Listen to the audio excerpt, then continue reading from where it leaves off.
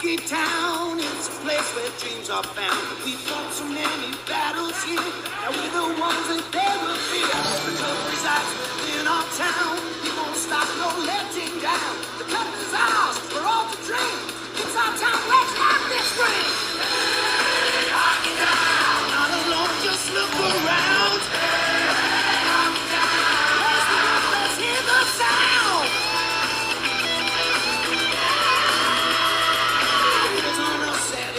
Turn, the buckets drop, the people burn. Flesh speed, some brilliant daring. Red lights flash, the horns are blaring. Hockey Town, our hunger's fed by our men in white and red. They dazzle us before our eyes. Lord Stanley's Cup, we have the prize. Hockey Town, not alone, just look around. Hockey Town, where's the beat? Let's hear the sound. Hockey Town, play hockey.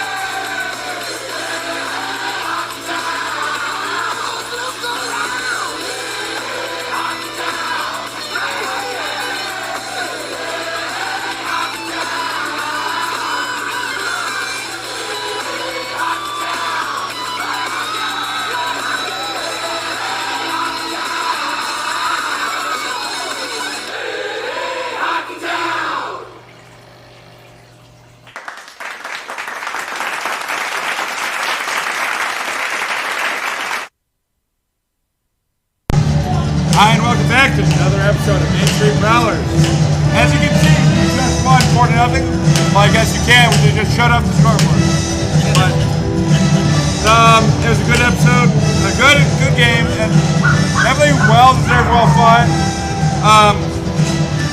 Definitely the best. I'll let you take a second to hear this interview by Corey Simmons.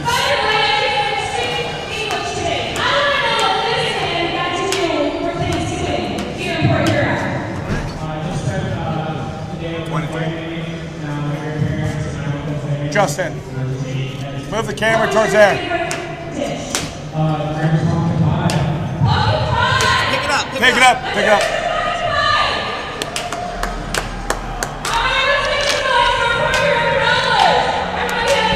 Yep. All right, turn it back. And now it's Austin Penalty, actually my fault. Done.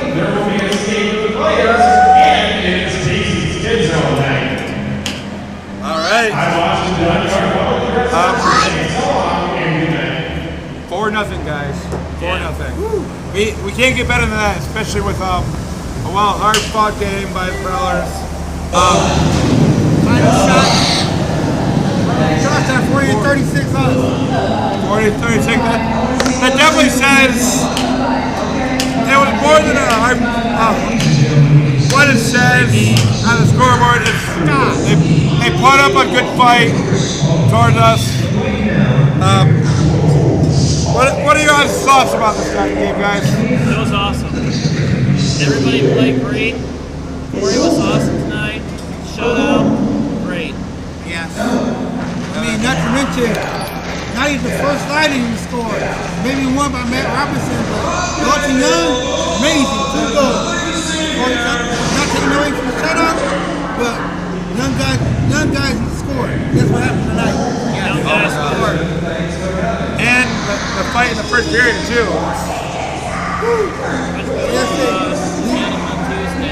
They said DDT? Yeah, we can have the rest of the match. Right. Let's start off with, actually the first period was very, very silent. 0-0 to start off the game. It's, that cricket actually gives it away. It was a very silent game other than the fight. Going into the second, though, Justin Martello scored just a minute 16 in the game in the second period. Assisted by Jared Pfeiffer. And definitely a good way to get this game amped up. Get us fired up, especially the East Upper Rowdies. Right. Martello's goal was one of the things of beauty. You know, he scored how he scored, and if you can see it, it was a nice rebound goal that went in, no problem, no issue. Prowlers also played very good offense that whole entire first period and beginning of the second period. Exactly. And other than that fight, and we stayed off the penalty sheet as well, which is exactly how it should have been. Hard fought for the puck and not taking any dumb penalties. That's Right. especially being our hard fought rival too. Right. Yeah, definitely. And we can't ask for a more exciting game than this. Something that we deserve on home ice. Going 12:36 into the second, Dalton Young from Nibbit and Stoya. So we're getting great goals by the lower lines. Right. Exactly what we should be getting from all around this team. And Once again, power play goal. Young steps up again. We're getting a greasy rebound goal. Matter of fact, that was a 5-on-3 power play goal Yep. with 3 seconds left to go and then 5-on-3. It's like we were saying at the show the other day. Gordon Brown Bay's favorite line, take out the trash. exactly. Right. And Yep. that's exactly how you want to do it. Oh, excuse me. Just about 3 minutes later, Stoya got another point by scoring the third goal, assisted by Matt Robertson. And that's something exactly what out of the Bucks means. Right. Every line is scoring, every line is producing. Especially once again, it's another greasy goal. You know, Paul's still playing that prominent offense that they usually do, especially on home ice. They made a very well all-around machine the first 2 periods. Yes. Exactly. And then to finish off the scoring, though, it's 10:46. Dalton Young would get his second goal of the game, assisted by Robertson and Graham. So the lower lines, coupled with the first liners, that's exactly We need. something that chemistry deserves out of this team. Because you're getting it from all angles, you're confusing their defense, you're splitting them too. It's something that we haven't seen in recent years. And you could hear it all around this crowd. It was a party at the end. It was amazing to see this crowd really getting into it. And I mean, exactly how it all went down was the Pirates for once played a complete 60-minute game. It didn't look like they did in the third period, but they finally played a 60-minute game and it showed the scoreboard. Yes, it did, and it all started with Simmons. He put up a solid game. He hasn't done anything different, but he's definitely finally showing on the scoreboard that he's producing for them. He's putting himself out there. He's literally standing on his head. But you got to remember, the first period, Simmons didn't even need all that help. Right. Come on Yeah. now, 3 or 4 shots in the first period by Danville. The Prowlers defense helped out with that one. Yes, they were on their game tonight. And they didn't even get their first shot until 11 or 12 minutes into They the were first. like 12 minutes into the first period. It was all around total defensive massacre by the Prowlers. They were absolutely shutting down the Danville forwards, which is actually from last year surprising because we couldn't shut them down with a crap. Not to take nothing away from Danville, they did lose a couple key guys, but Danville still showed that they're a complete team. The Prowlers, however, was a better team tonight. Exactly. And let's just hope that this team can show up tomorrow night. I believe they will. Like we said on Tuesday, Danville doesn't travel well. So, Unfortunately. So we're looking at now. We might be looking at another blowout game like we did tonight, but it will be more complete game by Danville. I do expect them to show up on home ice, but I do believe the Prowlers will go into Illinois and beat the Dashers and get 6 points off the weekend. And especially with them playing a game already on Wednesday too. And they were traveling for that. They were traveling towards Thanksgiving on that one, so they had their minds already preoccupied and we want to say turkey. So yeah. So let's hit into the penalty summary then. 14:04 the first period. like we said, it's the only penalties in the first period. Dalton Young took on Fred Hine of Danville for fighting, and then unsurprising though that he got called for slashing as well. Dalton Young did. The slashing came before the gloves came off. Yep. Right, and that's exactly what started it all, unfortunately.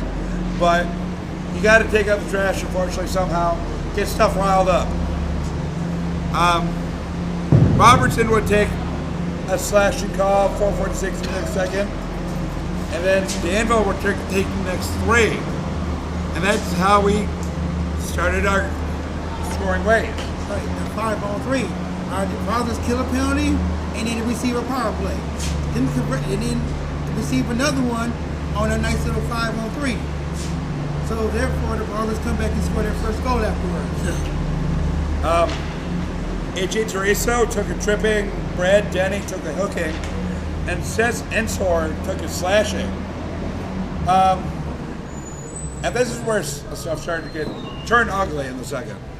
Because Joe Pace and Christus Bormanis both went into the box for cross-checking and slashing, which actually could have been called for a lot worse. Yeah, it should have, but it wasn't. We were lucky. Thank God. And 1640, Brian Parsons took a hooking call, which could have actually enacted the brawl, but thank God everyone. Cooler heads prevailed. Yes. Much cooler heads prevailed.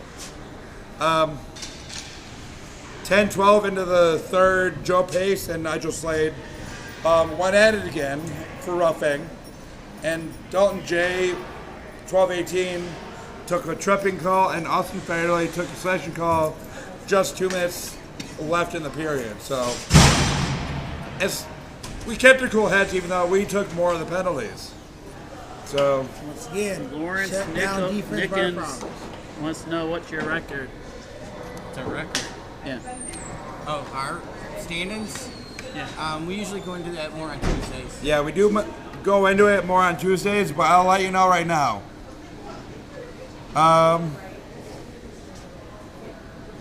What's this game? That- 11? Nick will give us a 5-5, 2-0 record. So we're coming out really well. We're hitting hard, and it looks like we will have a better second half. So, and that this win does put us above Danville tonight, so that's a good thing. And if we come out, we could jump into second. So, Yeah. Unfortunately, we could have had second tonight, but thanks to nice short-handed goal by the River Dragons late, it turned out to be not our night to jump into second. what? I dare you. But however, we are still comfortably in third, have a chance to take over second tomorrow night when we play Danville on the road. Right. That'll be a tough crowd, but we'll overcome.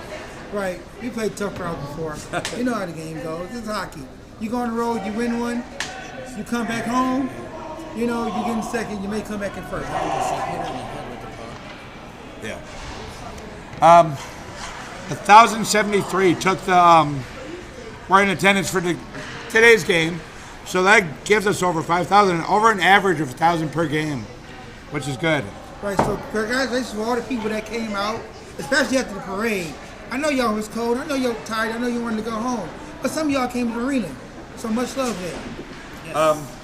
And it was an all-around performance. So getting third start tonight was Matt Stoya with that goal and assist. And Dalton Young would get second start with 2 goals and 0 assists. And Corey Simmons for his amazing shutout efforts for literally standing on his head.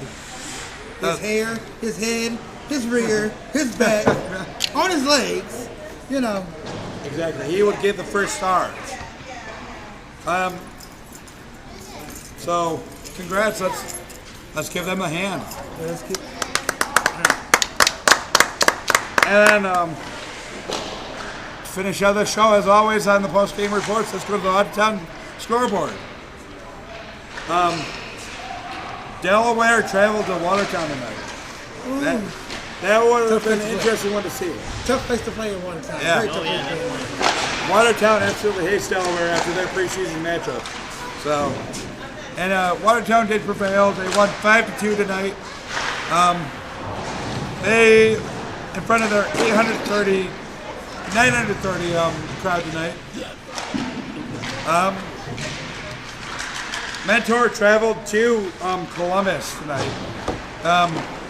They had a 2,466 attendance, and Columbus fans saw a down-to-the-wire kind of game. It was tied 5-5 up until literally right before we started the show, where Columbus came out on a 7-5 win. This next one is kind of a one not exactly one to be said. Blowout. But we gotta say it anyway, because it was ugly. Very, very ugly. Yeah. 2,526 fans showed up in Carolina tonight to see them take out on the Battle Creek Bumblebees. First off, I want to say this was 79-21 in shots in favor of the Thunderbirds. So, and that definitely showed on the scoreboard, 14-1. That was 9-0 after the first period. So let's hope that Battle Creek can become more competitive. I mean, I will give Battle Creek credit. They didn't score. They actually scored a goal. I mean, that's better than anything else you can say right now, to be honest. They didn't give up. That's a good thing. Exactly. Yeah. So, and then 29-92 showed up in Elmira to see Danbury take on the Enforcers. This is the only team that took the win on the road tonight. Danbury beat Elmira at the first arena 3-2. So this was the closest game that we saw, and congrats to the Hat-Tricks for being the only road team to win tonight. So that's definitely two teams to watch out for. For one, we all remember the overtime wins in Danbury. They'll take anybody to the wire. And Elmira's still Elmira. yeah, They still fight, they tell them to fight. they literally will do anything to win. Exactly. And they'll pull out all their top guns. So tomorrow, remember, because we are playing in Central Time in Danville, it is an 8:05 start time. So go to the Danville Dashers YouTube page. The game should be live there, and It's also live on Mixer for the Port Huron Prowlers. tomorrow it will not be live on Mixer. We're not? It will not, because of travel issues to the team. All right. So I apologize. normally it would, yes. Right. But the Prowlers have already announced that it will not be live on Mixer, unfortunately. So if you're expecting to hear the home audio, I'm sorry, but at least you can still see the video from Danville's point of view. And Cheer for your Prowlers that way. yes, and we'll be live again on Tuesday. And if we have any more updates, because we're in talks with the team right now to have more people on the show, so we'll get you notified before then. See you Tuesday. Thank you, and see you Tuesday, guys. All right, take care. We off?